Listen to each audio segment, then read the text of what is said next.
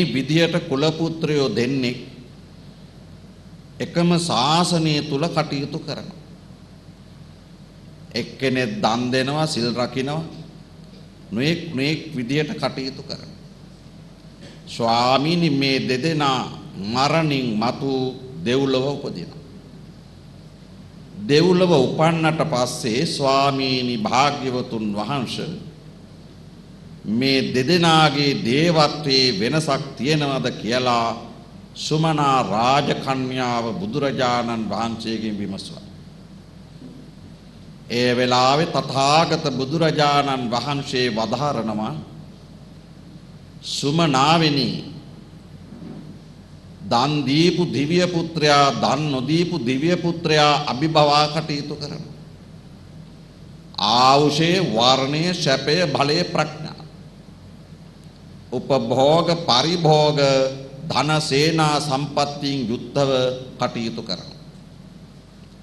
දන් නොදීපු දිව්‍ය පුත්‍රයා ආවුෂේ වර්ණයේ සැපේ බලයේ ප්‍රඥා දන් දීපු දිව්‍ය පුත්‍රයාට වඩා හීනයි.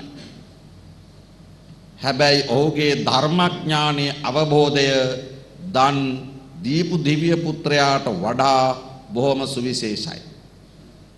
ගැඹුරු ප්‍රඥාවකින් අවබෝධයකින් යුක්තව ප්‍රතිපන්න ජීවිතයක් ගත කිරීම ඔහුගේ අරමුණයි. හොඳයි ස්වාමීනි භාග්‍යවතුන් වහන්සේ මේ දෙදෙනා දෙව්ලොවින් චුත වෙලා නැවත මනුලොව උපදිනවා. ඒ මනුලොව උපන්නට පස්සේ ඒ දෙන්න ඔබ වහන්සේගේ ශාසනයේ පැවිද්ද ලබනවා. ස්වාමීනි ඒ පැවිද්ද ලබලා සකල ක්ලේශයන් ප්‍රතිබාහනය කරලා දෙදෙනාම උතුම් අරිහත්ත්වය අවබෝධ කරගන්නවා. අරිහත්ත්වයේ වෙනසක් තියෙනවද කියලා බුදුරජාණන් වහන්සේගෙන් සුමනා රාජකන්‍යා විමසුවා. තථාගත බුදුරජාණන් වහන්සේ වදාරනවා සුමනාවෙනි අරිහත්ත්වයේ කිසි වෙනසක් නැහැ. මේ දෙදෙනාම සව් කෙලෙසුන් නසා උතුම් අරිහත් මාර්ග ඵල අවබෝධයට පත් වෙලා තිබෙනවා. කීනම් පුරාණං නවං නත්ති සම්භවං විරාත්ත චිත්තා ආයතිකේ භවස්මි. තේකේන බීජා අවිරුල් හිච්ඡන්දා නිබ්බන්ති දීරා යතායම්පදීපෝ. ආර්ය සංඝයාගේ ගුණ වදාරණ තන තථාගත බුදුරජාණන් වහන්සේ රහතන් වහන්සේගේ ස්වභාවය පිළිබඳව පින්වත්නි දේශනා කොට වදාලා. රහතන් වහන්සේ පිරිනිවන් පෑවට පස්සේ උන්වහන්සේ කවර තැනක උපන්නද කියලා කාටවත් පෙන්වන්නට බෑ. අග්ගිවච්ඡ ගොත්ත බ්‍රහ්මණයා බුදුරජාණන් වහන්සේ හමු වෙච්ච වෙලාවේ මේ රහතන් වහන්සේගේ ස්වභාවය පිළිබඳව විමසුවා. බුදුරජාණන් වහන්සේ ඒ වෙලාවේ බමුණට ප්‍රායෝගික උදාහරණයක් ඇතුව ඒක ඔප්පු කළා. බුදුහාමුදුරුවෝ වදාලා බමුණ ඔය වටපිටාවේ තියෙන දැව කඳන් ටිකක් එකතු කරලා ගොඩ ගහන්න. පරණ්ඩල් ආදිය ගෙනල්ලා ඒක ඇතුළට ඔබන්න. බමුණ දැන් ඒ ටික කළා. බුදුරජාණන් වහන්සේ වදාලා අග්ගිවච්ඡ ගොත්ත බමුණ දැන් ඔය දරගොඩට ගිනි තියන්න. දැන් බමුණ ගිනි තිබ්බා. දැන් ගිනි දැල් බුරබුරා නගිනවා.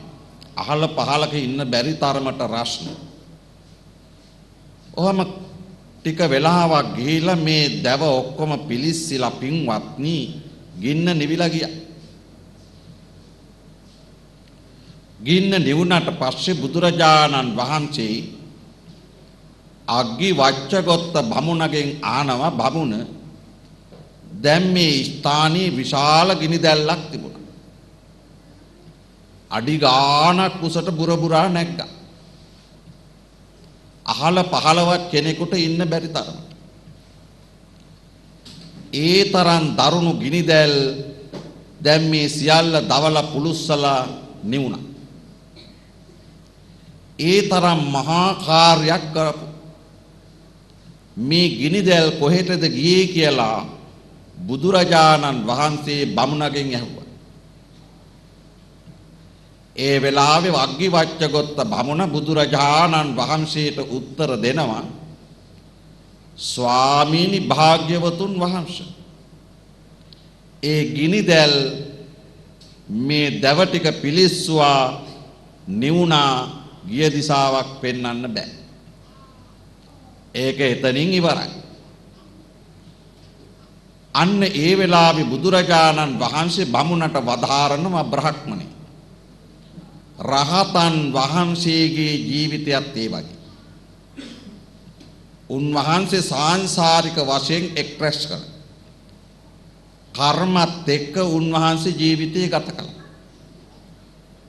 සියලු ක්ලේශයන් ප්‍රතිබාහනය කරලා උතුම් අරියත් මාර්ග ඵලාවබෝධී ලැබුවා. ඒ රහතන් වහන්සේ පිරිනිවුණට පස්සේ නැවත ඉපදීමක් නැහැ. ඉපදීමක් නැති නිසා රහතන් වහන්සේ ආගිය තැනක් පෙන්වන්නට කාටවත් පුළුවන් කමක් නැහැ. මෙන්න මේක තමයි පින්වත්නි රහතන් වහන්සේගේ ස්වභාවය. මේ සුමනා රාජකන්‍යාවත් බුදුරජාණන් වහන්සේගෙන් ඇහුවේ, ස්වාමීනි ඒ විදියට කටයුතු කරපු මේ කුල පුත්‍රයෝ දෙන්න ඔබ වහන්සේගේ ශාසනයේ පැවිදි වෙලා කෙලෙසුන් නසා අරිහත් මාර්ග ඵලාවබෝධයටපත් වෙනවා. ඒ දෙන්නගේ රහත් භවයේ වෙනසක් තියෙනවද කියලා ඇහුවේ. රහත් භවයේ කිසිදු වෙනසක් නැත. ඒ දෙන්නාම සව් කෙලෙසුන් නසා මේ පංචස්කන්ධය විඥාන ශක්තිය මෙතනින් නිමා කරනවා. නැවත සසර ඉපදීමක් නැහැ. මේ පින්වත්නි බුදුරජාණන් වහන්සේ වදාරනවා, ඒ වුණත් සුමනාවේ දන් දීපු භික්ෂුව දන් නොදීපු භික්ෂුව අභිභව. චීවර පිණ්ඩපාත සේනාසන ගිලාන ප්‍රත්‍ය කියන සිව්පසෙන් අනූනව කටයුතු කරනවා. පින්වත්නි හොඳට හිතලා බලන්න. අදත් වර්තමානයේ අපට ওই ටික දකින්නට පුළුවන්. ඔය ඇත්තෝ රට පුරාම සංචාරය කරන. වෙහෙර විහාරස්ථානවලට යන. එක එක පන්සල්වල එක එක තත්ත්වයක්. ඈතට යනකොට සමහරක් හාමුදුරුවරුන්ට එකම පැවිදි ජීවිතයක් ගත කරන එකම ශාස්ත්‍රූන් වහන්සේගේ සංඝ පරම්පරාව.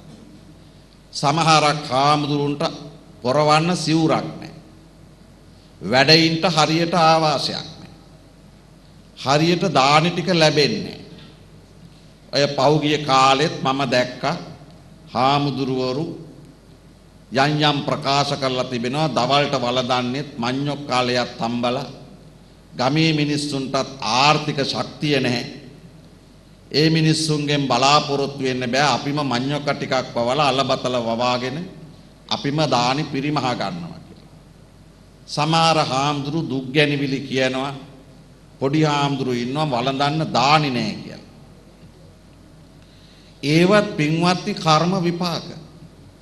මේ රටේ සිවුරක් පොරගොන කොතන හිටියත් දානි ටික හම්බ වෙනවා. කෙහෙල් ගහක් කුල හිටියත් දානි ටික නොදී ඉන්නේ. එහෙම රටක් මේක. එනිසා යමක් නොලැබෙනවා නම් පින්වත්නි ඒක තමන්ගේ අකුසල කර්මයේම වෙන්න ඕන. සීවලී මහරහතන් වහන්සේ ලාභීන් අතර අග්‍රස්ථානයට පත්විච්ච මහෝත්තමයන් වහන්සේ. ගිරි දුර්ගයක වැඩියත් වන දුර්ගයක වැඩියත් උන්වහන්සේට කවදාවත් දානි වැරදුනේ නැහැ කියන. සිව්පසයෙන් අඩුපාඩුවක් නැහැ කියන. ලෝසක මහරහතන් වහන්සේ මේ දෙදෙනා වහන්සේම 80 මහා ශ්‍රාවක. ඒ වුණාට ලෝසක මහරහතන් වහන්සේ පිරිනිවන් පාන දවසේ තමයි උන්වහන්සේට කුසපුරා ආහාරයක් ලැබුණා කියලා සඳහන් වෙනවා. හැමදෑම උන්වහන්සේට දානි බෙදන්න යනකොට පාත්‍රයේ පිරීලා තියෙනවා පේනවා. ඒක උන්වහන්සේගේ අකුසල බලය. එනිසා පින්වත්නි ආමිසයයි ප්‍රතිපත්තියයි දෙකම ජීවිතයට අවශ්‍යයි.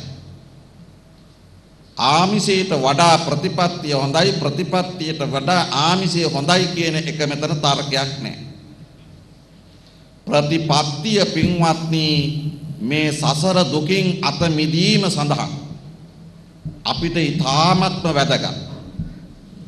ආමිසේ පින්වත්නි සසර වසන තුරු නිවන් දකින්න තුරු අපට මේ සසර දුකක් දුම්නසක් නැතුව අනුන්ට අත නොපා කාලා බීලා ජීවත් වෙන්නට අපට ශක්තිය අවශ්‍යයි.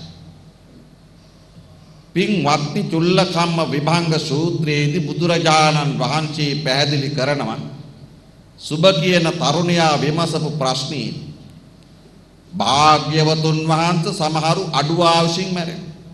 සමහරු දීර්ඝායුෂ ගත කරනවා. සමහරු අල්පාබාධ වලින් පෙළෙනවා. සමහරු භූආබාධ වලින් පෙළෙනවා. ඒ වගේම ස්වාමිනී සමහරුන්ට ධනෙ තියෙනවා, සමහරුන්ට ධනෙ නෑ. සමහරුන් බොහොම ලස්සනයි, සමහරු අවලස්සනයි. විවිධ අඩුපාඩුකම් ජීවිතේ. සමහරු ස්වාමිනී උසස් කුලවල උපදිනවා, සමහරු පහත් කුලවල උපදිනවා. සමහරු මහේසාක්‍ය ජීවිත ගත කරනවා, සමහරු අල්පේශාක්‍ය ජීවිත ගරුසරුවක් නැතු ඉන්නවා. සමහරු ස්වාමිනී බොහොම ඥානවන්තයි, බුද්ධිමත්, සමහරු බොහොම අඥානයි. එකම මනුස්ස ජීවිතයක් ලබාපු මිනිස්සු අතරත් එකම අම්මා තාත්තගේ දරුවෝ අතරත් මේ උස් පහත් තත්ත්වයේ දකින්න ලැබෙනවා. සුබ බුදුහාමුදුරන්ට ප්‍රකාශ කරනවා මම මේ පිළිබඳව ස්වාමිනී කරුණු සොයසොයා නොයෙක් පඬිවරු ළඟට ගියා, උගතුන් ඇසුරු කළා, ශාස්ත්‍රවරුන්ගෙන් විමසුවා, මට නිසි පිළිතුරක් ලැබුණේ නැහැ. භාග්‍යවතුන් වහන්සේගෙන් මට ඒකට හොඳ උත්තරයක් බලාපොරොත්තු වෙනවා. බුදුරජාණන් වහන්සේ වදාලා සුබ කම්මං සත්‍ති විභජති යදිදං හීනප්පනිතාය. මේ සත්වයාගෙන් යම් උසස් භවක් තිබෙනවා නම් පහත් භවක් තිබෙනවා නම් ඒකට එකම හේතුව තමන්ගේ අම්මා තාත්තවත් අහල පහල අයවත් නෙමෙයි.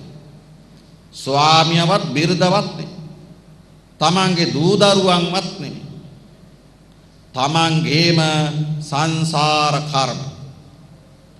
අප විසින් එක්රැස් කරන කර්ම. අපිම පොදි බැඳගෙන හොඳ දේත් නරක දේත් අරගෙන යනවා. මේ ලෝකෙ එකතු කරගත්ත යමක් වේ නම් සිතින් කයින් වචනේ ඒ සියල්ල අපි අරගෙන යනවා.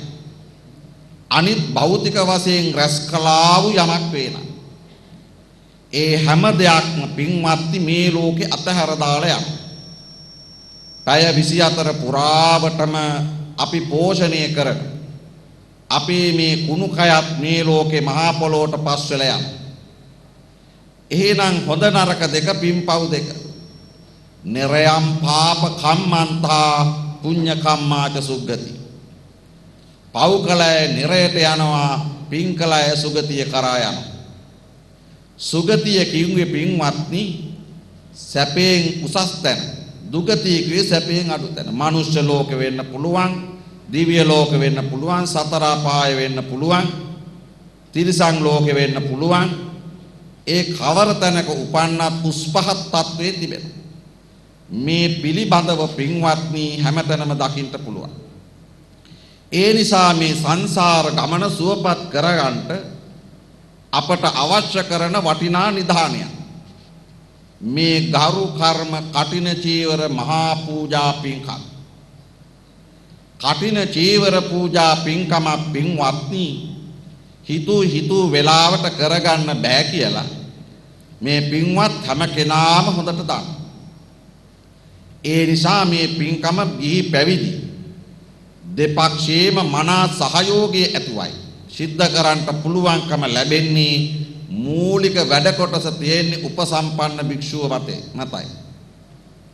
බුදුරජාණන් වහන්සේ වදාළ උපසම්පන්න භික්ෂූන් වහන්සේලා වස්වසන්ට ඕන පෙරවස් පසුවස් කියලා දෙකක් තියෙනවා. පෙරවස් පසුවස් කියන එකෙන් සඳහන් කරන්නේ උපසම්පදා භික්ෂුවට වස් විසීම මගහැර යන්න බෑ. පෙරවස් බැරුණොත් පසුවස් හරි සමාදන් වෙන්න ඕන.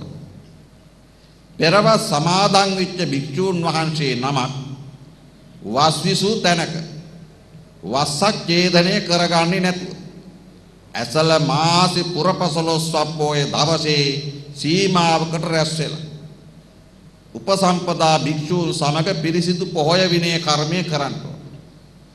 අව පෑලවිය දවසේ වස්වසක් සීමාවක් නම් කරගෙන ඒ සීමාව තුල වස්වසල උන්වහන්සේ සිහිනුවණින් කටයුතු කරනවා. මම මේ තුන් මාසේ වස් සමාදන් වෙලා ඉන්නේ. මේ ස්ථානයෙන් බැහැර වුණත් මං සද්දිනක් යන්නට පෙර මේ ස්ථානයට පැමිණෙන්න ඕනා කියලා සිහිනුවණින් යුක්තවයි තමන්ගේ සීමාවෙන් නික්ම යන්නේ. ඊළඟට මේ භික්ෂූන් වහන්සේලා වෙනදට වඩා තමන්ගේ ආධ්‍යාත්මික ගුණධර්ම වර්ධනය සඳහා වැඩි අවධානයක් යොමු කරනවා. මෙන්න මේ කාලේ ගිහි සදහැවතුන්ට තමන්ගේ මෙලව අභිවෘද්ධිය පරලොව අභිවෘද්ධිය පිණිස අප්‍රමාණ පින් කර ගන්නට අවස්ථාව. අපේ ඥානවන්ත බුද්ධිමත් සදහැත් දායක කාරකාදීන් මේ වස් කාලේ එළබෙනකොට එළබෙන තුරු බලාගෙන සිටිනවා. සමහරු අවුරුදු ගණන් මේ පින්කම් බලාපොරොත්තුව සිටිනවා. වස් ආරාධනා කරනවා හැම පන්සලකම පින්කම් කරනවා. ඊටමත් කලාතුරකින් තමයි තැනක් මගහැරෙන්නේ. අස්සක් මුල්ලක් නෑර හැම තැනකම පින්වත්නි මේ පන්සල් වල පින්කම් කරනවා. සමහර පන්සල් වල දිනපතා පින්කම් කරනවා. මේ ප්‍රදේශයේ පන්සල් හැම එකම වගේම කෙරෙනවා. අපේ විහාරස්ථානයේ උදේ හවස පූජා පැවැත්වෙනවා.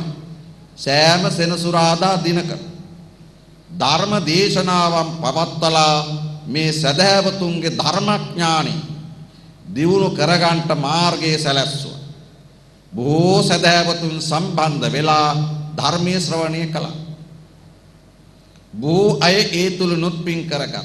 ධර්ම දානමේ කුසලයක් සිද්ධ කරගත්තා. ඒ වගේම පින්වත්නි විවිධ පින්කම් සංවිධානය කරලා බොහොම දුෂ්කර ප්‍රදේශවල වුණත් මිනිස්සු අඩුම තරමේ පොයේ දවසට හරි පින්කමක් සංවිධානය කරා. වස් පවාරණය කළාට පස්සේ තමන්ගේ ශක්ති ප්‍රමාණය අනුව මේ පින්කම් සිද්ධ කරනවා. මේ දවස්වල අන්තර්ජාලී තැන්වල පන්සල්වල කරපු පින්කම් දකින්න ලැබෙනවා. ඒවා දැක්කාම හරිම විසිතුරුයි. සමහරු විවේචනය කරනවා. ඒවට විවිධ කතන්දර කියනවා. පින්වත්නි තමන්ට කරන්න පුළුවන් දේ කළාට කමක් නැහැ. තමන්ට බැරි මරගාති කරන්නෙත් නැතුව. ඒ නිසා තමන්ට කරන්න පුළුවන් ශක්ති ප්‍රමාණයෙන් ඒ පින්කම් කරගන්න ඕන. පින් කරනකොට පින්වත්නි විශේෂ කාරණා දෙකක් තිබෙනවා. සෝමනස්ස සහගත ඥාන සම්පයුත්ත අසංකාරික සිත පවත්වන්න සුදුසුයි කියලා තූපාරහා සූත්‍රයේදී බුදුහාමුදුරෝ දේශනා කළා. එහෙනම් සක්විති රජුරෝ කියන්නේත් එසේ මෙසේ කෙනෙක් නෙමෙයි. ඉතින් මෙන්න මේ කටින චීවර පූජාවේ ආනිසංස උන්වහන්සේ වදාරනවා. පදේශ රජ්‍යං විපුලං ගණනාතෝ අසංඛ්‍ය.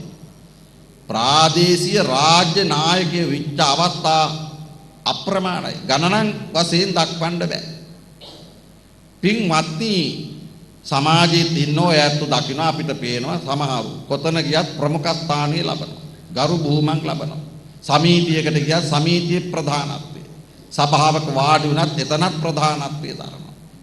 ගිහි පැවිදි ඔබේ සමාජයේම මේවා දකින්න පුළුවන්. ඒ අයගේ කුසල් වල බලමයි මේ අනුව ඒ අයට වරප්‍රසාද ලැබෙන්නේ. මහේ සාක්‍ය ජීවිත ගත කිරීමේ වාග්ය ලැබෙනවා. ආයුෂය වර්ණය සැපය බලය ප්‍රඥාව දීර්ඝායුෂ මේ දීර්ඝායුෂ කියන එක ලේසි වැඩක් නෙමෙයි. දීර්ඝායුෂ ලැබුණත් වැඩක් නෑ පින්වත්නි නිරෝගකම නැතුව. අවුරුදු 100ක් හිටියත් මොකටද ඇඳ උඩට වෙලා. තියෙන දෙයක් කා ගන්න බැයි නම්, ඇවිද කියා ගන්න බැයි නම්, Tamange වැඩ ටික කරගන්න බැයි නම් අවුරුදු 100ක් හිටියත් වැඩක් නෑ. එනිසා පින්වත්නි දීර්ඝායුෂ කියන්නේ හොඳ නිරෝග සම්පන්න භාවයක ලබන දීර්ඝායුෂයි. අදත් එහෙමයි ඉන්නවා.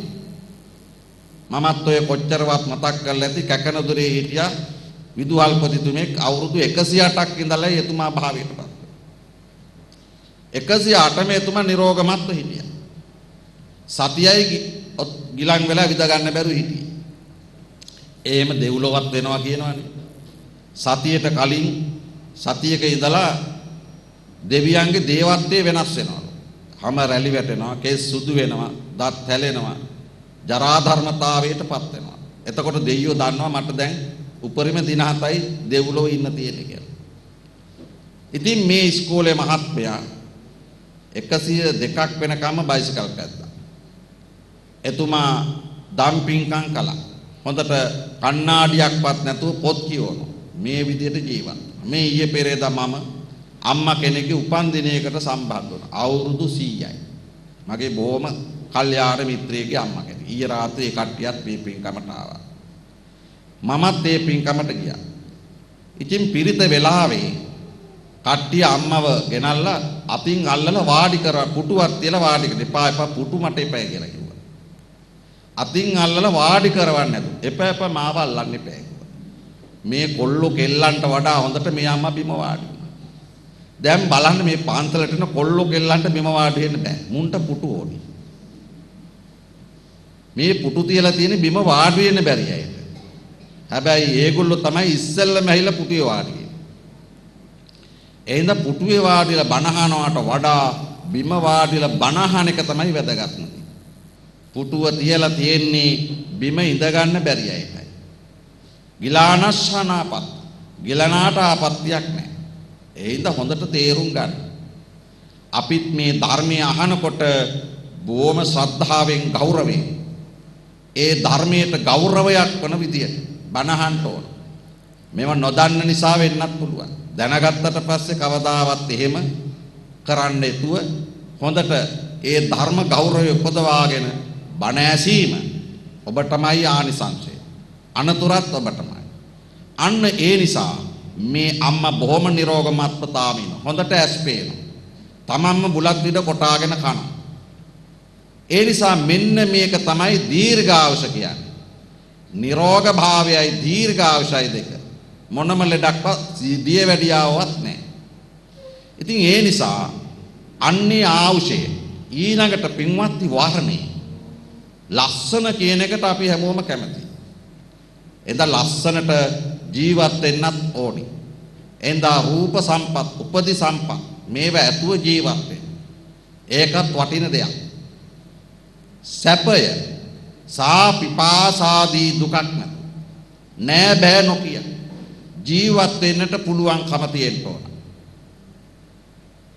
සැපය ඊළඟට පින්වත්නි බලය. බලය කියන්නේ කායික බලය, මානසික බලය. මානසිකවත් බොහොම ශක්තිමත්. සැලෙන්නේ නෑ.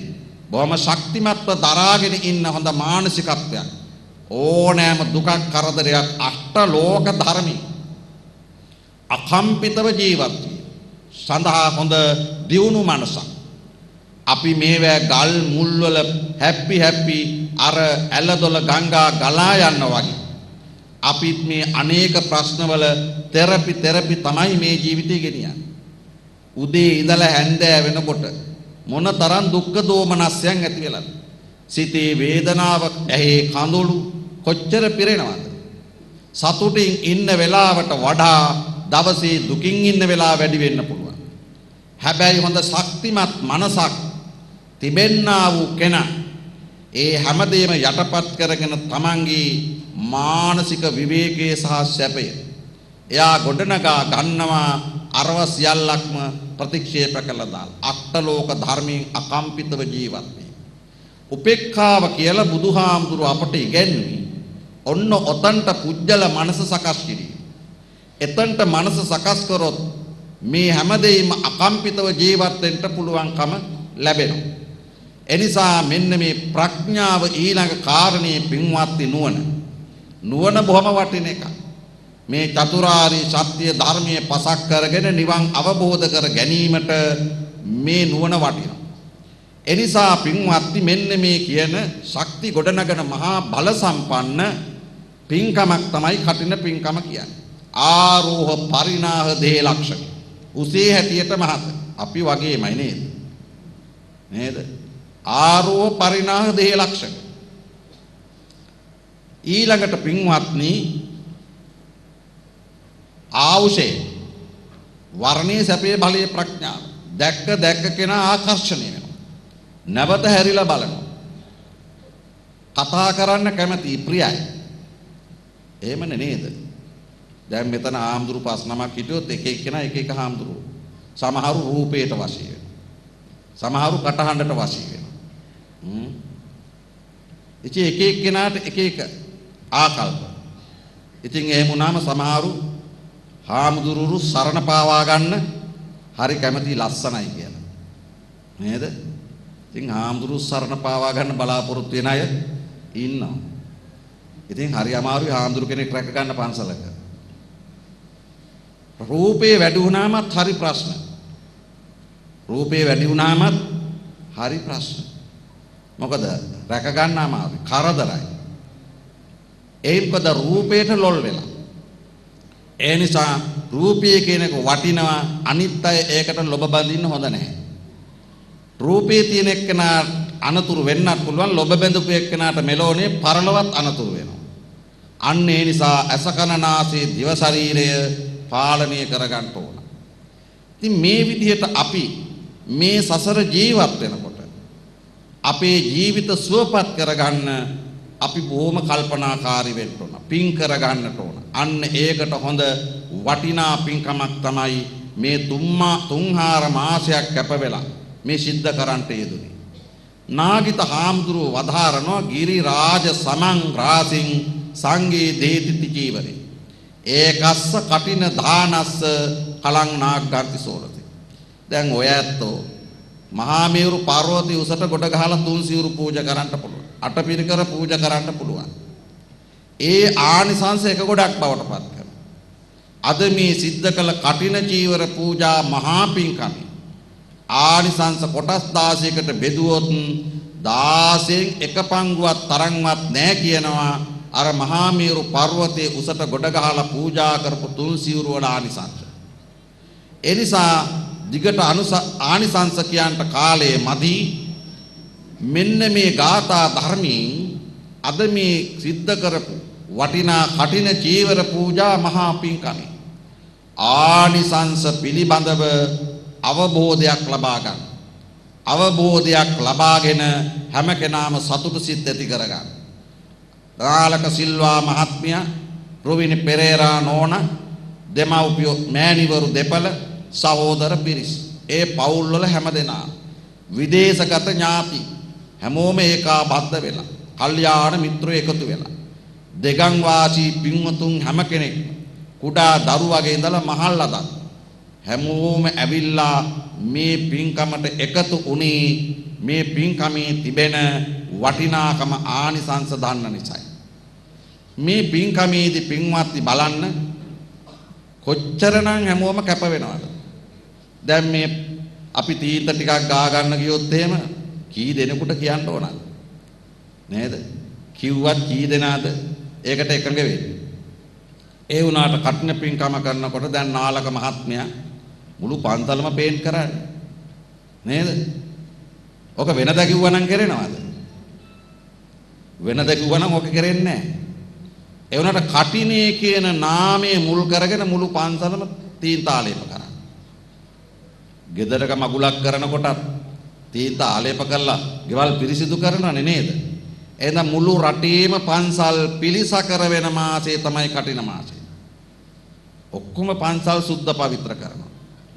දැන් මේ අපේ දායකයෝත් ඇවිල්ලා මේ කාලය තුල තරුණ ළමයි පිරිස් ඇවිල්ලා මේ පන්සල් වත්ත සුද්ධ කරනවා, උපාසකම්මල සුද්ධ පවිත්‍ර කරනවා, අතුපතු ගානවා, කුණු කසල ඉවත් කරනවා, තීන් තාලේප කරනවා, ගෙවල් දොරවල් හොදනවා. ඉතින් ඔය කණ්ඩායමක් ඉන්න ඒ කණ්ඩායම ඇවිල්ලා බොහොම මහන්සි වෙනවා. හැම පන්සලකම මෙහෙමයි. හැබැයි හැමෝම නැහැ. හැමෝම නැහැ. ගොඩක් අය වෙලාවට එනවා. හැබැයි අර වෙහෙස මහන්සියලා වැඩ කරන අයට ඒව ආනිසංස ලැබෙනවා. මෙලවත් ලැබෙන්න පුළුවන්, පරලොවත් ලැබෙනවා අනිවාර්යයෙන්. ඒ නිසා ඒ අය ඒව සතුටු සිතින් කරන්න ඕන. ඒව කළා බැන බැන හිටියොත් වැඩක් නැහැ. අරුන් ආවේ නැහැ, අපිමයි මැරෙන්න ඕන කියලා හිතුනොත් ඒකිනුත් වැඩක් නැහැ. එහෙනම් සතුටු වෙන්න ඕන. අපට ලොකු භාග්යක් ලැබුණා මේ පින්කම නිසා. මේ විදියට විහාරස්ථානයේ සුද්ධ පවිත්‍ර කරලා පිළිසකර කරලා කටයුතු කරගන්න අපිට දායක වෙන්න අවස්ථාව ලැබුණා කියලා කල්පනා කරලා සතුටු වෙන්න ඕන හැම වෙලාවෙම. ඒවා ආනිසංස කියන්නේ කිව්වොත් එළි වෙනකන් කියන්න වෙනවා. ඉතින් ඒ නිසා මෙන්න මෙවැනි වටිනා පින්කම් මුළු රටම අලංකාර වෙලා බලන්න මේ මාසේ හැම ගමකම පෙරහැරවල් යනවා, සාදුකාර දෙනවා. දැන් බලන්න අපේ මේ උපාසකම්මලා කොයි වෙලෙත් කියන්නේ ඇවිද ගන්න බෑ, වාඩි වෙන්න බෑ, හිටගෙන ඉන්න බෑ. ඒ වුණාට බලන්න එහෙම කියපු අය කී දෙනෙක් පෙරහැරේ ගියාද කියලා. නේද? කී දෙනෙක් පෙරහැරේ ගියාද? ඊළඟට මේ පොඩි දරු බලන්න ඊයේ රෑ බුද්ධි කරව ගන්න පුළුවන් වුණාද කියලා. එකෙක් බුද්ධි කරව ගන්න බැරි වුණානේ. පොඩි අය ඔක්කොම බලන් ඉන්නේ කටින පෙරහැර යනකම්. හරි ආසාවෙන් යන්නේ. අත දරුව පවා එකේ ගහගෙන පෙරහැර යනවා. මොකද මේ පින්කමේ තිබෙන ශ්‍රේෂ්ඨත්වයේ විපුලත්වය දන්න නිසා. ඒ නිසා බලන්න දැන් මම මේ කලබල වෙලා දුවන බස් එකේ නගිනවා වගේ අනේ ආඳුරනි මේකත් විදුලි ආලෝකයට. අනේ ආඳුරනි මේකත් පින්කමට තියාගන්න. ඉතින් මේ මම අධික වැඩ ආස්සේ ගෙනල්ලා ඒකත් කොහොම හරි ඇගේ ගහලා යන මොකද කොහෙන් හරි කීයකින් හරි මේ පින්කමට දායක වෙන්න ඕනා කියලා තියෙන සිතිවිල්ල. එනිසා පින්වත්නි කටින චීවර පූජාව කියන්නේ අපේ සිස්සතන් සෝදා හරින සුද්ධ පවිත්‍ර කරන කෙලෙස් මල ප්‍රතිබාහනය කරන්න බොහෝපකාරණ වටිනා පින්කම. නිවන් මගට අපි අවතීර්ණ වෙනවා. කුසල් වඩනවා, පින් කරනවා, සසර සුවපත් කරගන්න හොඳ ලස්සන කාලයක් මේ වස් කාලයේ සහ චීවර මාසයේ. එනිසා හැම සිතකම තියෙන්නේ සතුට, හැම සිතකම තියෙන කුසල් වර්ධනය කිරීමේ අරමුණ, පින්කම් කිරීමේ කැමැත්ත. මේ හැමෝම නිදි වරාගෙන දැන් මේ පිරිත් මණ්ඩප බලන කොච්චර ලස්සනද ඊරෑ ස්වාමින් වහන්සේලා අගය කළා. දැන් මේවා නිර්මාණය කරන කොච්චර මහන්සි වෙන්න ඕනද? කොච්චර කාලයක්ද? නිදි වරාගෙන තොරන් ගහගෙන පාරවල් සරසගෙන මේ ලයිට් දාගෙන නාලක මහත්තයා. ඉතින් මේ සත්සතියක් පින්කම් කරගෙන කොච්චර වැඩ කොටසක් කළා තියෙනවද? 4 මාසයක් ධර්ම දේශනා පවත්තලා. සමහරක් පන්සල්වල දිනපතාම කොව්වල පන්සලක් තියෙනවා. බණ 100ක් දේශනා කරනවා වස් කාලේ. කොච්චර වටින වැඩක්ද? ඉතින් මේ විදියට පින්වත්නි හැම තැනකම හැම කෙනාම ප්‍රබෝධමත් වෙලා පින්දහම් කරන කාලයක්. හැබැයි ඉතින් ඒවටත් අත ගහන්න නැති. තඹ දොයිතුවක්වත් දෙන්නේ නැති. ඒවත් විවේචනය කරන අයත් නැතුව නෙමෙයි. එහෙමත් අතලොස්සක් ඉන්නවා. හැබැයි බහුතරේ ඉන්නේ මේ පින්කම් පැත්තේ. ඒකටත් පිනක් තියෙන්න ඕන, කුසලයක් තියෙන්න ඕන. ඉතින් ඒ නිසා මේ හැමෝම සන්තෝෂ වෙන්න 2024 වර්ෂයේ මේ අසිරිමත් වටිනා ගරු කර්ම මහා පින්කම අපට සිද්ධ කරගන්න ලැබුණා කියලා. පින්වත්නි ලෝකයේ තිබෙන පරම පූජනීය වැඳුම් පිදුම් ලබන එකම වස්ත්‍රය තමයි සිවුර. වෙන කිසිම වස්ත්‍රයක් ලෝකෙ මෙවැනි පූජා ලබන්නේ නැහැ. මහා බඹු සක්දෙවිදු සතරවරන් දෙවියන් ඇතුළු දෙවියෝ වඳින පුදන ගෞරව කරන වස්ත්‍රයක්. හැබැයි ඉතින් මේ වස්ත්‍රේ පොරවන කෙනත් එක්ක තමයි වටිනාකම වැඩි වෙන්නේ. මේ වස්ත්‍රේ පොරවගෙන අපි වැරද්දක් කරොත් ඒක මේ වස්ත්‍රයටත් ගොඩක් අය ගරහනවා. ඉතින් අද කාලේ නොඑක් ප්‍රශ්න තිබෙනවා. එකක් තේරුම් ගන්න. ඊටාම අතලොස්සක් අතින් තමයි බෞද්ධරයක් ස්වාමින් වහන්සේලා ගරු සම්පන්නව මේ චීවරය දරාගෙන උන්වහන්සේලා වැඩ කටයුතු කරගෙන යනවා. ඒ නිසා සංඝයාට කොයි වෙලාවකවත් බනින්න එපා. ඒක මහා පාප කර්මයක්. සංඝයාට දන් දුන්නාම ආනිසංසත් අහලා තියෙනවා වගේම සංඝයාට නිന്ദා පහස කළොත් ඒකේ දුක් විපාකත් ඒ වගේමයි. පුජ්‍යලික චරිතවල දුර්වලකම් වලට පොදුවේ සංඝයාට කවුරුවත් දොස් කියන්න එපා. ඉතින් ඒ නිසා පින්වත්නි මෙන්න මේ චීවරය කියන්නේ දෙවි බඹුන් විසින් පුදන වස්ත්‍රයක්. දැන් බලන්න එංගලන්තේ මහරජිනට පුළුවන් රත්තරන් ඇඳුමක් අඳින්න. මණික් අල්ලපු ඇඳුම් අඳිනවා. මුතු අල්ලපු මුතු වලින් සැරසෙලා සර්වාභරණයෙන් සරසපු ඇඳුම් තියෙනවා. හැබැයි කවුරුවත් වඳින්නේ නැහැ. නේද? කවුරුවත් වඳින්නේ නැහැ. දැන් ඔයත් පාවිච්චි කරන ඇඳුම් ආයතන ලක්ෂයමාරේ වටිනේවත් පරිහරණය කරන්න පුළුවන්. හැබැයි කවුරුවත් වඳිනවද? වඳින්නේ නැහැ. එක දෙයක් වෙන මොකද්ද? ඊර්ෂ්‍යාව වැඩි වෙනවා. ලෝභය වැඩි වෙනවා. නේද? බලන් ඉන්න ඇයට ඊර්ෂ්‍යාව වැඩි වෙනවා, ලෝභය